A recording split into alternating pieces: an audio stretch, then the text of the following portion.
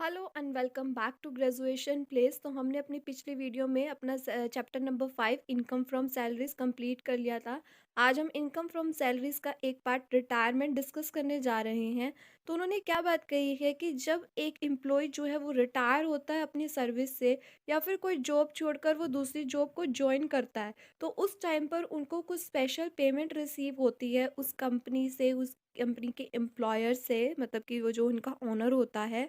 जैसे कि ग्रेच्युटी हो गई, पेंशन हो गई या कंप्यूटेड वैल्यू हो गई पेंशन की, या कोई भी अर्न लीव सैलरी हो गई, या कोई भी कंपनसेशन रिट्रेचमेंट पर जो उनको मिलता है, कोई वॉलंटियर रिटायरमेंट पे कंपनसेशन रिसीव हुआ, या कोई भी प्रोविडेंट फंड के रिलेटेड उनको कुछ पेमेंट रिसीव हुई। तो ऐसी कोई पेमेंट अगर उनको कोई मिलती है तो वो किस तरह से टैक्सेबल होगी वो हम डिस्कस करेंगे।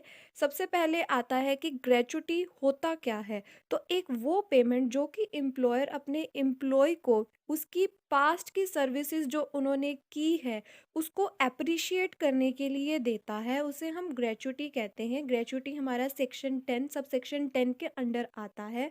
ग्रेच्युटी है वो एम्प्लॉय को खुद भी मिल सकती है, या फिर इन केस की एम्प्लॉय की डेथ हो गई है तो उसके लीगल हायर को भी ग्रेच्युटी रिसीव हो जाती है।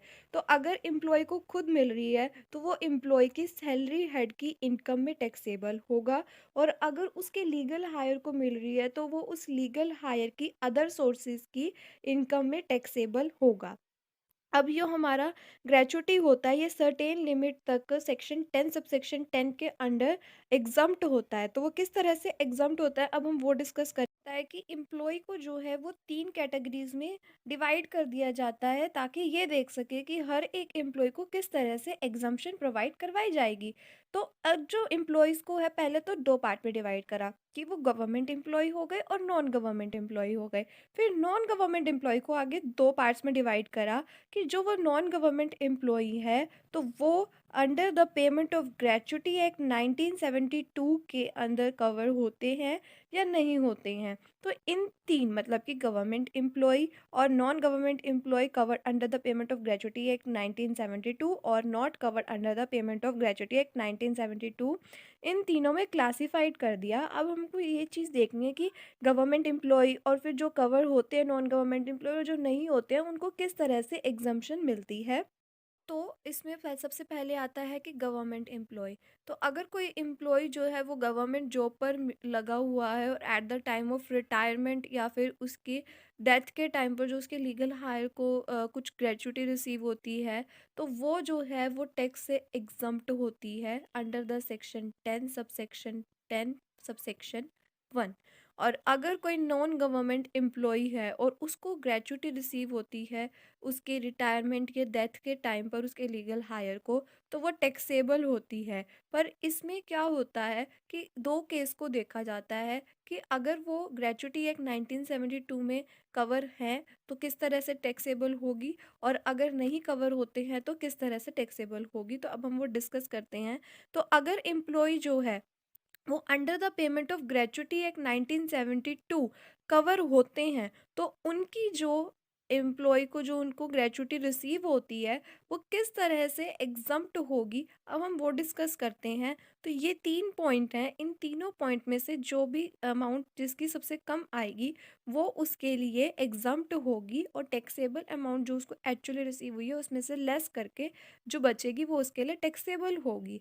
तो पहला पॉइंट आता है कि 15 डेज सैलरी जो उसको लास्ट मंथ रिटायरमेंट से पहले जो सैलरी मिली होगी, इनटू में 15 करेंगे, डिवाइड में 26 क्यों करा कि हम ये मान लेते हैं कि उनको जो संडे का, मतलब पूरे मंथ में उन्होंने 26 डेज़ काम किया है और हम उनकी 15 डेज़ की सैलरी निकाल रहे हैं। तो लास्ट मंथ की सैलरी इनटू में 15 डेज़ की सैलरी, और इन द हम ये सेंस मान लेते हैं कि उन्होंने संडेज़ का हम नहीं मानते हैं, तो हम टोटल 26 ही गिन रहे हैं कि 3 या 4 संडे हमारे हर मंथ में आ जाते हैं, तो हमने अप्रॉक्सीमेटली 26 मान लिया। तो इनटू में 15/26 और इनटू में जो कि उन्होंने अपने जॉब के ईयर्स को कंप्लीट किया है वो, और अगर किसी जॉब के जैसे कि लगा लो 32 ईयर्स एंड 7 मंथ्स उन्होंने एक जॉब करी है, तो अगर 32 ईयर्स तो उसके कंप्लीटेड जॉब ईयर्स आएँगे ही आएँगे। और अगर कोई ऐसा है पीरियड कि वो 6 मंथ से एक्सेस हो रहा है, जैसे कि मैंने 7th मंथ बोला, तो अगर कोई ऐसा पीरियड होता है तो हम उसको 33 मान लेते हैं इसमें। तो उसमें कंप्लीटेड जॉब ईयर्स तो आएँगे ही आएँगे और हम उसको एक नेक्स्ट ईयर और ऐड कर लेंगे, अगर 6 मंथ से ज़्यादा उसने क्या कहते हैं कंप्लीटेड ईयर्स के बाद जॉब करी होगी तो। और इसमें सेकंड पॉइंट आता है कि मैक्सिमम लिमिट इनको 20 लाख की रिसीव होती है, और थर्ड पॉइंट कि जो उनको ग्रेच्युटी एक्चुअली रिसीव हुई है। तो इन तीनों पॉइंट्स में से जो भी लेस अमाउंट होगी वो उसकी एग्ज़म्प्ट होगी। और इसमें जैसे कि हम लास्ट मंथ सैलरी है, तो इसमें सैलरी में क्या-क्या आएगा? तो सैलरी में बेसिक पे तो है ही है, और अगर डियरनेस अलाउंस हो भावे डियरनेस पे हो, दोनों की दोनों चीज़ हमारी सैलरी में इंक्लूड होगी। कि अगर क्वेश्चन में डियरनेस अलाउंस दे रखा है तो हम डियरनेस अलाउंस ले लेंगे, डियरनेस पे दे रखा है तो हम डियरनेस पे ले लेंगे। नेक्स्ट इसमें पॉइंट आता है कि अगर जो एम्प्लॉई है वो under the payment of gratuity act 1972 cover नहीं होता है, तो किस तरह से उस एम्प्लॉय के लिए वो जो ग्रेच्युटी की अमाउंट है एग्जम्प्ट होगी। तो इसमें हम हाफ मंथ की सैलरी को लेते हैं। तो हम क्या करते हैं कि हम लास्ट मंथ 10 मंथ्स की एवरेज सैलरी निकाल लेते हैं, और इसमें हम ये चीज़ मानते हैं कि उसने पूरे 30 डेज़ काम किया है, तो 15/30 ले लेते हैं। इसमें हम संडे को ऐसे क्या कहते हैं अलग नहीं करते हैं। और इनटू में कंप्लीटेड जॉब ईयर्स, इसमें सिर्फ जो कंप्लीटेड जॉब ईयर्स होंगे, जैसे कि हमने पहले वाले में एग्जांपल लिया था कि 32 ईयर्स एंड 7 मंथ्स। तो जब तक वो जो पीरियड है मंथ्स का वो 12 मंथ्स तक कंप्लीट नहीं होता, मतलब 1 ईयर नहीं बनता, वो हमारा कंप्लीटेड जॉब ईयर्स में इस केस में इंक्लूड नहीं होगा। तो हाफ मंथ सैलरी में क्या-क्या आ गया? Average salary of last 10 month, into में 15 बाय में 30, और इनटू में कंप्लीटेड जॉब ईयर्स। और इसमें भी मैक्सिमम लिमिट 20 लाख की प्रोवाइड करवाई गई है, और थर्ड पॉइंट जितनी ग्रेच्युटी उसको एक्चुअली रिसीव हुई है। तो इन तीनों में से जौन से भी लीस्ट होगी वो इसके लिए एग्जम्प्ट होगी। और अब इसमें सैलरी में क्या-क्या इंक्लूड होता है?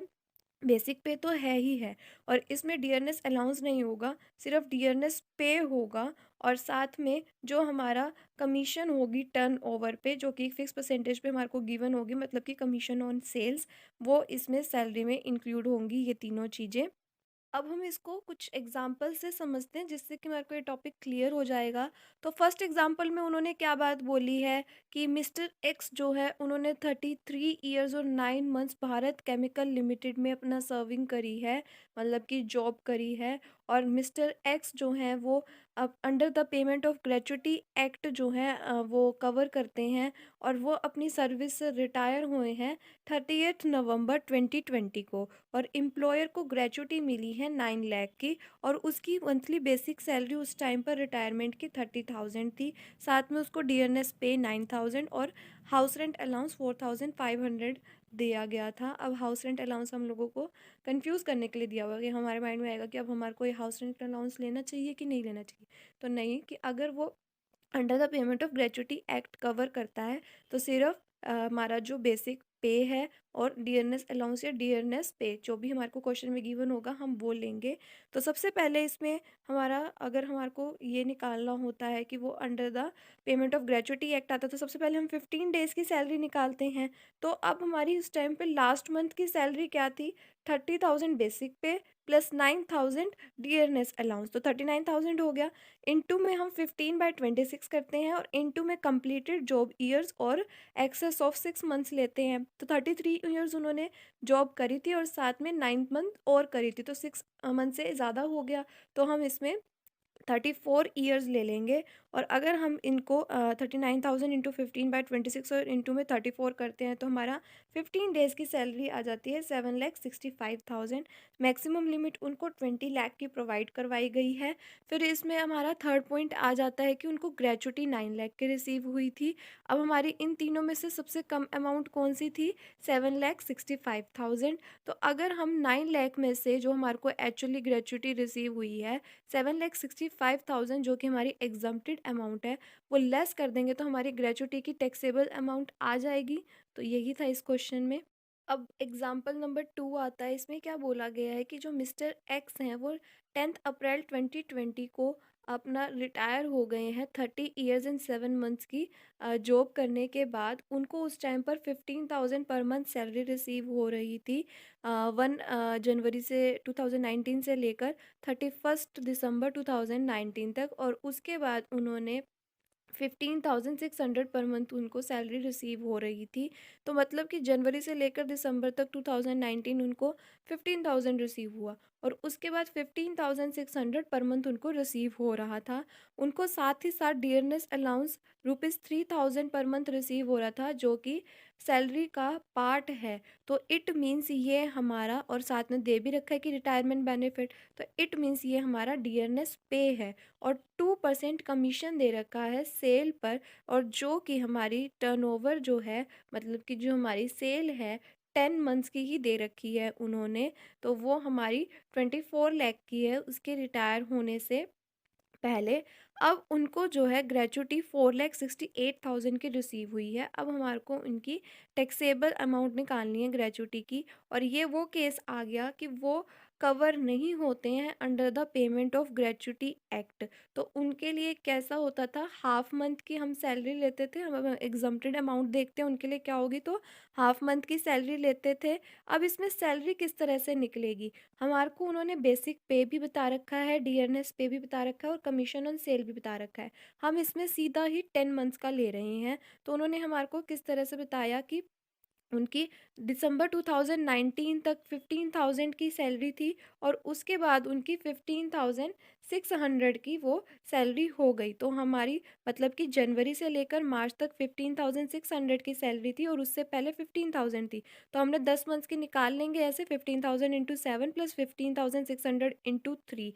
तो हमारी टोटल करके सैलरी 1,51,800 आ जाएगी। उसको हम डिवाइड कर देंगे 10 से, तो हमारी वो एवरेज मंथली सैलरी आ जाएगी 10 मंथ की। और उसके बाद डियरनेस पे आता है। डियरनेस पे में मैंने इसमें सीधा 3,000 लिख दिया, क्योंकि अगर हम 3,000 उसको पर मंथ रिसीव हो रहा है, और अगर हम इंटू 10 करेंगे तो 30,000, और डिवाइड कर देंगे 10 से एवरेज मंथली सैलरी निकालने के लिए, तो वो वापस से 3,000 आ जाएगा। तो इसलिए मैंने सीधा ही यहाँ पर 3,000 लिख दिया।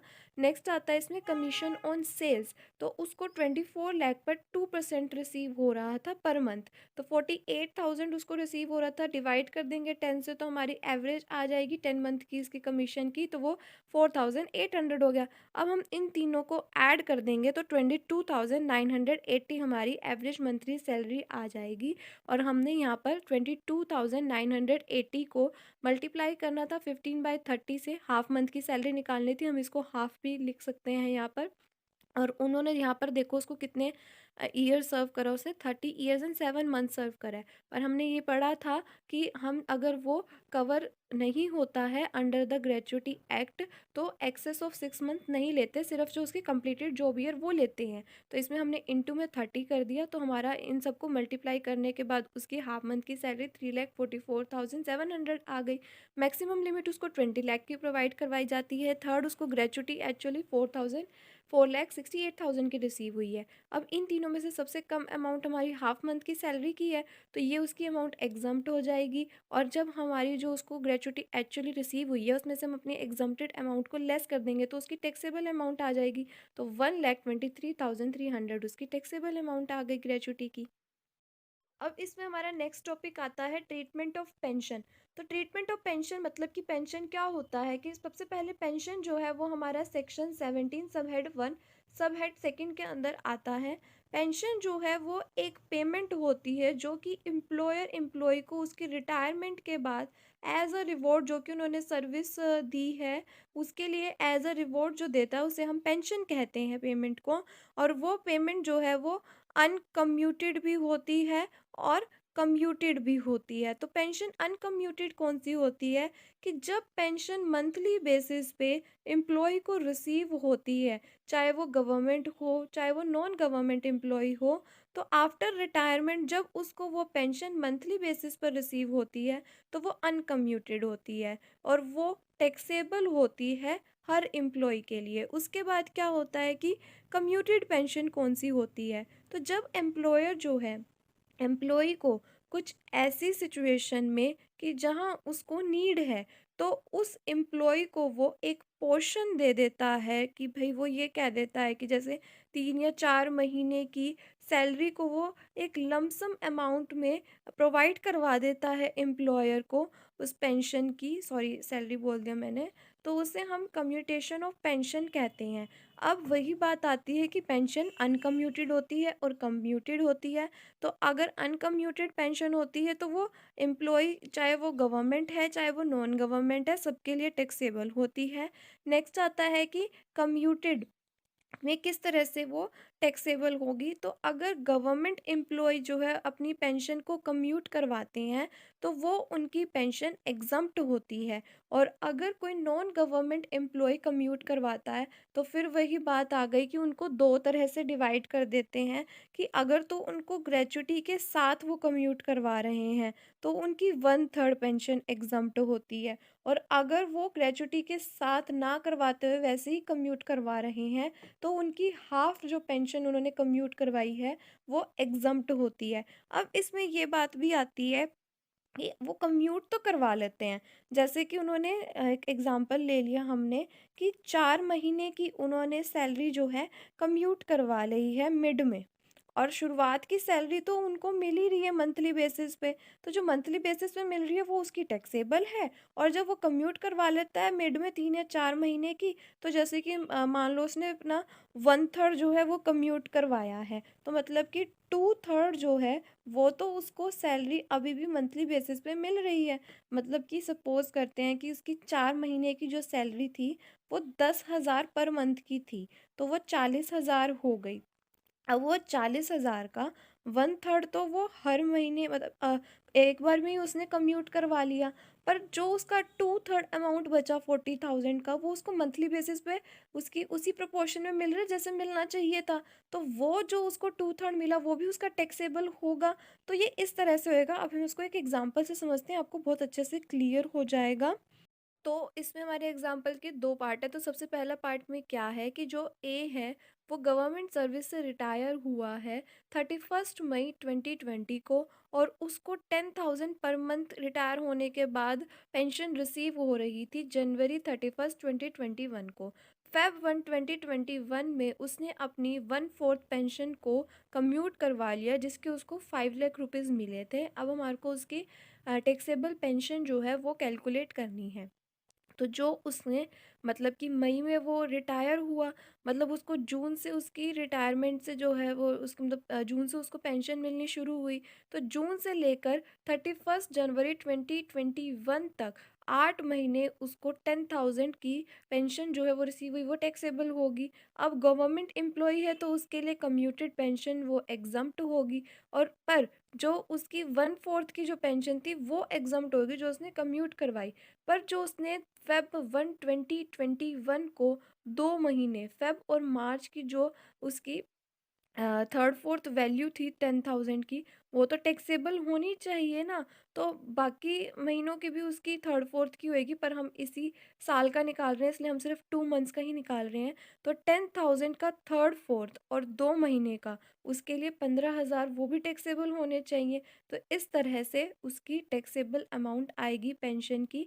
नेक्स्ट पार्ट इसमें क्या आता है कि जो मिसेस एक्स हैं वो रिटायर हुई हैं ए लिमिटेड कंपनी से 31 जुलाई 2020 को, और उनको जो है ₹6,000 पर मंथ की पेंशन मिल रही है दिसंबर 31 2020 तक। उसके बाद उन्होंने अपनी 70% की जो पेंशन है वो कम्यूट करवा ली है, और साथ में उनको 50,000 की ग्रेच्युटी रिसीव हो रही है रिटायरमेंट के टाइम पर। तो अब उनकी टैक्सेबल पेंशन जो है वो हमको कैलकुलेट करनी है, तो वो हम किस तरह से करेंगे। तो सबसे पहले जो उनको मंथली पेंशन रिसीव हो रही है 1 अगस्त से, क्योंकि उनका जुलाई में रिटायरमेंट हुई थी तो 1 अगस्त से उनको मंथ उनकी पेंशन मिलनी शुरू हुई। दिसंबर 31 तक उनको मंथली पेंशन रिसीव हुई। तो 6,000 उनको मिल रहे थे 5 मंथ्स के लिए हो गई, तो 30,000 उनकी वैसे टैक्सेबल होगी। अब ये नॉन गवर्नमेंट एम्प्लॉई है तो कम्यूटेड पेंशन किस तरह से इनके लिए टैक्सेबल होगी। और इनको जो है मतलब सबसे पहले कि जो इनकी 70% की पेंशन थी वो 7 लाख की है। तो फुल पेंशन कितनी वैल्यू की होगी, तो 100/70 कर देंगे तो 10 लाख की हमारी फुल पेंशन की वैल्यू आ गई। अब उनको ग्रेच्युटी भी रिसीव हो रही है, तो इन केस अगर उनको ग्रेच्युटी रिसीव हो रही है तो 1/3 जो उसकी कम्यूटेड वैल्यू की 1/3 अमाउंट है वो उसकी एग्जम्प्ट होनी चाहिए। तो देखो 10 लाख का 1/3 आ गया ₹3,33,333। अब टैक्सेबल कम्यूटेड पेंशन कितनी हुई, 7 लाख उनको रिसीव हुई है, एग्जम्प्ट उनकी 3,33,333 होनी चाहिए थी। तो अब उनकी टैक्सेबल होगी 3,66,667। और उनके बाद जो उनकी मंथली पेंशन बच गई 30% की, जो उनको मंथली पेंशन रिसीव हो रही थी, 70% उन्होंने कम्यूट करवा ली और 30% जब उनको रिसीव होगी 3 महीने की, जनवरी 1 से लेकर 31 मार्च तक, वो हम 6,000 इंटू में 30% इंटू में 3 कर देंगे तो वो भी हमारी टैक्सेबल होनी चाहिए उसके लिए। तो इन तीनों का जब हम टोटल कर देंगे तो उसकी टोटल अमाउंट पेंशन की 4,02,067 आ जाएगी। अब इसमें नेक्स्ट टॉपिक आता है अर्न लीव सैलरी, जो कि सेक्शन 10 सब सेक्शन 10A के अंडर आता है। अर्न लीव सैलरी क्या होता है कि as per the income tax rule जो है वो 30 डेज की एक एम्प्लॉय को सैलरी जो है, मतलब कि लीव जो है विद सैलरी अलाउड होती है। तो अगर वो 30 डेज़ की अपनी वो ले लेता है तो ठीक है, पर अगर वो पूरे 30 डेज़ की नहीं लेता है तो वो उसकी जो जितने भी डेज़ की रह जाती है, मतलब जैसे कि लगाओ 30 डेज़ में से उसने 12 डेज़ की लीव ले ली है, अभी उसकी 18 डेज़ की पेंडिंग है, तो या तो वो विद इन ईयर ले लेता है तो ठीक है, अगर नहीं लेता है या तो वो लैप्स हो जाएगी, या जो एम्प्लॉय है वो उसको एनकैश करवा लेता है। तो अब इसमें भी ये होता है कि एट द रिटायरमेंट के टाइम पर वो करवाता है, या एट द वो अपने सर्विस के टाइम पर ही एनकैश करवा लेता है। तो एनकैशमेंट ऑफ लीव क्या होता है कि जो उसकी स्टैंडिंग रहती है लीव, उसकी क्रेडिट रहती है, उसे हम लीव सैलरी ऑफ कैश में इनकैशमेंट कहते हैं। तो अब वही बात है कि एनकैशमेंट ऑफ लीव सैलरी जो है, या तो वो उसको सर्विस के टाइम पर एनकैशमेंट करवा लेता है या रिटायरमेंट के बाद एनकैशमेंट करवाता है। तो अगर वो अपना ड्यूरिंग सर्विस करवा लेता है तो वो टैक्सेबल है, और अगर वो एनकैशमेंट रिटायरमेंट के बाद करवाता है तो वो किस तरह से होएगी, तो गवर्नमेंट एम्प्लॉय अगर उसको एनकैश करवाता है तो एग्जम्प्ट है, और अगर नॉन गवर्नमेंट एम्प्लॉय है तो वो किस तरह से होगी, अब हम वो डिस्कस करते हैं उसके लिए। तो वो नॉन गवर्नमेंट एम्प्लॉय है तो 3 सिचुएशंस इसमें आती हैं, सॉरी 4 सिचुएशंस आती हैं। इनमें से जो भी सबसे लीस्ट अमाउंट की होगी वो उसके लिए अमाउंट एग्जम्प्ट होगी, बाकी टैक्सेबल होगी। तो सबसे पहले उसकी एवरेज मंथली सैलरी आती है। अब वो एवरेज मंथली सैलरी कैसे निकालता है कि जो भी उसकी मंथली सैलरी की एवरेज आई है इनटू में जितने भी उसने मिलनी चाहिए एनुअल लीव एंटाइटमेंट, मतलब कि उसको कितनी उसको मिली है। तो अब हर एक कंपनी डिपेंड करती है कि वो अपने एम्प्लॉय को कितने दिनों के लिए देती है, पर इनकम टैक्स के रूल के अकॉर्डिंग 30 डेज से ज़्यादा नहीं होनी चाहिए। तो यहाँ पर सिर्फ हम 30 डेज ही कर सकते हैं, उससे कम कर सकते हैं पर उससे ज़्यादा नहीं कर सकते हैं। और इनटू कर देंगे कंप्लीटेड जॉब ईयर्स, जैसे कि सिर्फ इसमें कंप्लीटेड जॉब ईयर्स ही आएंगे, इसमें एक्सेस वाला जो 6 मंथ्स वाला वो नहीं आएगा, सिर्फ इसमें जितने भी उसने अपने जॉब ईयर कंप्लीट करे हैं वो, और माइनस कर देंगे leave actually avail during service, तो उसने कितनी अपनी सर्विस के दौरान लीव अवेल करी है, डिवाइड कर देंगे 30 से, कि एज वो हम एक मंथ की निकाल रहे हैं तो उससे हमारी एवरेज मंथली सैलरी आ जाएगी। फिर हम 10 मंथ की एवरेज सैलरी निकाल लेंगे और उनको इंटू कर देंगे 10 से, मतलब मल्टीप्लाई कर देंगे 10 से। मैक्सिमम लिमिट इनको 3 लाख की प्रोवाइड करवाई जाती है। और फोर्थ पॉइंट आता है कि इनको जो एक्चुअली लीव सैलरी की एनकैशमेंट रिसीव हुई है। अब मैंने इसमें वही बात आगे लिखी है कि इनकम टैक्स एक्ट के अकॉर्डिंग सिर्फ उसको 30 डेज या 1 मंथ कह लो उसको, एक ईयर में इतनी ही प्रोवाइड करवाई जाती है। इसकी सैलरी में बेसिक पे, टियरनेस पे और कमीशन ऑन सेल्स आता है। तो इसके एग्जाम्पल अब हम नेक्स्ट वीडियो में डिस्कस करेंगे, तो आज के लिए बस इतना ही। अगर आपको मेरी वीडियो पसंद आई हो तो please do like subscribe and share my channel and don't forget to press the bell icon. And अगर आपको मेरे लिखे हुए नोट्स चाहिए हो तो आप मुझे मेरी जीमेल पर कांटेक्ट कर सकते हैं। My Gmail ID graduationplace756@gmail.com। Thank you.